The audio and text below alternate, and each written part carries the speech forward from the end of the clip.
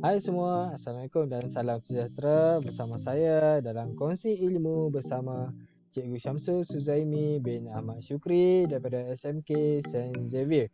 Baik, seperti biasa saya akan berkongsi dengan anda satu topik dalam mata pelajaran Asas Sains Komputer tingkatan 3 iaitu topik keempat, kod arahan, dan kita akan fokuskan kepada subtopik 4.1.7 iaitu penggunaan penyataan SQL. Okey, kita akan lihat penyataan-penyataan yang terlibat dalam SQL. Baik, sedikit pengenalan. Perisian pangkalan data menggunakan arahan SQL untuk mencapai data dari rekod yang disimpan. Yang kedua, SQL mempunyai sinteks yang tertentu yang mesti diikuti semasa digunakan. Okey, sinteks merupakan set peraturan yang menetapkan set perintah berasaskan bahasa Inggeris. Dan arahan SQL yang kita akan pelajari, yang akan saya terangkan pada hari ini adalah 3 jenis. Yang pertama, select from, select where dan select order by. Okey, kita akan tengok satu persatu beserta dengan contoh. Okey, untuk anda lebih faham. Yang pertama, select from. Okey. Perkataan select adalah untuk memilih atribut ataupun field yang dikehendaki. Okey. Yang kedua, from, untuk memilih entiti. Di sini anda kena ingat select untuk memilih atribut dan from untuk memilih entiti ataupun jadual. Okey, jangan keliru antara select dengan from. Dan ini adalah sinteks yang terlibat, okey, bagi arahan select from. Yang pertama adalah select atribut 1, atribut 2 dan atribut seterusnya lah. Apa atribut yang kita nak, dan from, nama jadual ataupun nama entiti yang kita pilih. Baik, kita lihat contoh. Di sini kita ada satu jadual iaitu entiti murid, jadual murid. Dengan atributnya adalah ID murid, nama murid, jantina, kaum, nama kelas dan guru kelas. Okey, kita lihat. Yang pertama, penyataan select from. Okey, memulangkan nilai-nilai daripada atribut yang dipilih berdasarkan entiti tertentu. Okey, contoh. Select ID murid, nama murid, from murid. Maksudnya di sini kita nak pilih lajur untuk ID murid, maklumat ID murid dan nama murid sahaja. Yang lain kita ketepikan. Okey, kita tengok apa hasil ataupun output yang terhasil. Kita akan dapat ID murid dan nama murid. Okey, seperti yang kita tulis pada select tadi. Baik.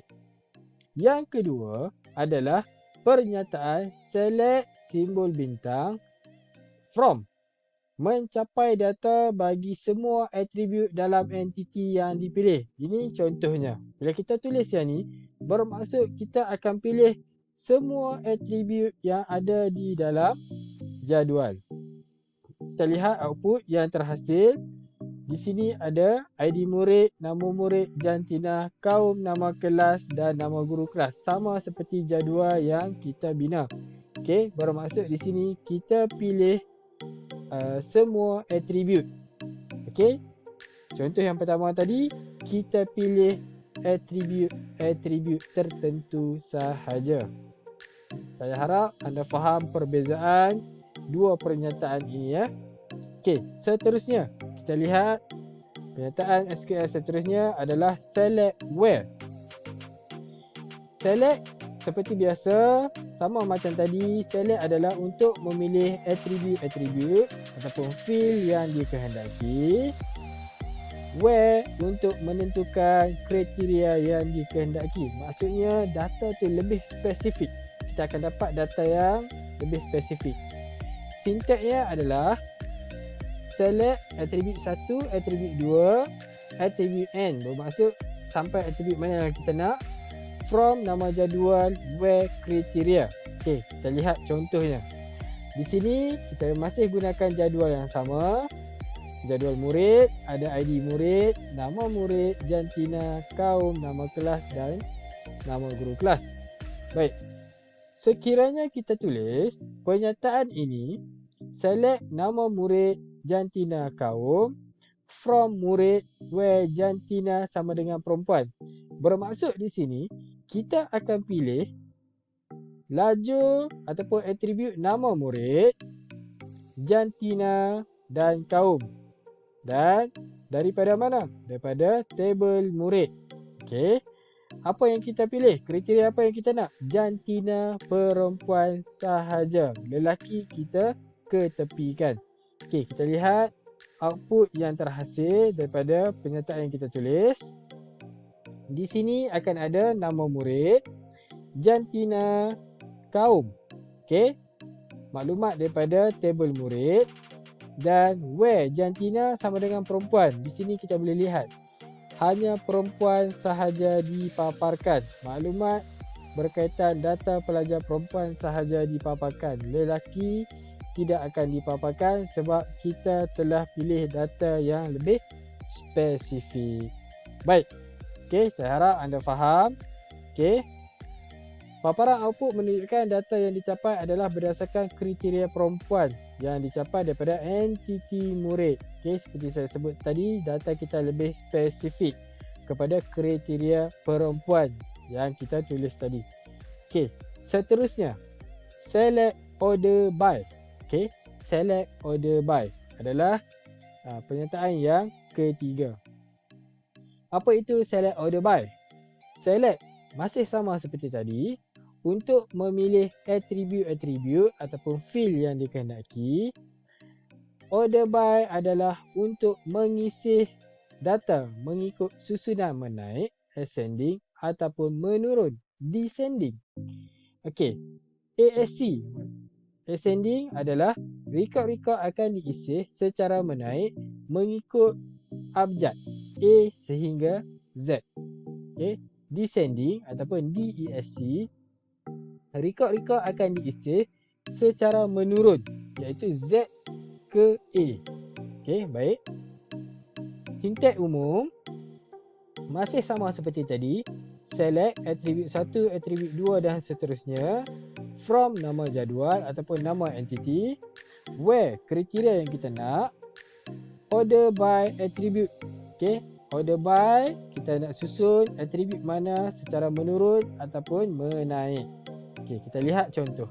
Di sini kita masih menggunakan table yang sama ataupun jadual yang sama iaitu entiti murid.